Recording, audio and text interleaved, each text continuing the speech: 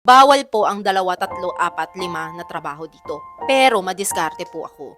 Diskarte lang. Kailangan utak ang gamitin mo para kung gusto mo maging glamour ang lifestyle mo, maging maganda ang buhay mo sa UAE, you can be able to do so. And since nandito yung mga anak ko after a year, kailangan ko pong gumawa ng paraan. Ito, may mga tips lang ako ha. Kasi after that job, yung first job ko, which is a customer service representative nga sa isang telecommunication company dito, na-hire ako as an office manager. Nagulat din ako. And ang sahod ko that time was 7,000 dirhams, which is 100,000 pesos. This was 2016.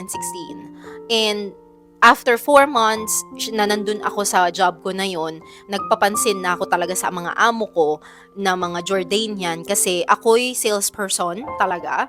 I know how to, sell whatever products na meron ako sa harapan ko, kaya kong ibenta.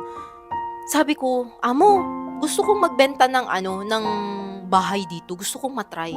Kasi ang naririnig ko sa mga ahente, sa mga agents, malaki komisyon. So, isa rin po yun sa skill na meron ako. Masyado akong proactive sa lahat ng bagay. Masyado po akong reactive sa mga nangyayari. So, pinag-combine ko na po yun. And ayan na nga, hindi naman masama yung kinalabasan niya. Instead, nagustuhan pa nung amo ko because, syempre dito, the more salesperson you have inside a company, the more chances of getting the sales, right? Or closing the deals, right? Kung gusto kong madala dito yung mga anak ko, ano yung way na iisipin ko that time para madala ko sila? And that's my way, I learned a lot of skills.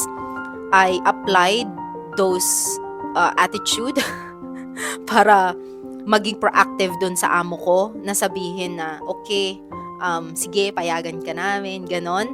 In-apply ko yung ganon kong ugali. Kaya po ako natuto at binigyan ng tsansa nung amo ko na, sige go, try mong magbenta. Sige go, try mo ng ganito, try mo ng ganyan. So, ayun, cut the story short, naging maganda po yung journey ko sa real estate. I was able to establish myself.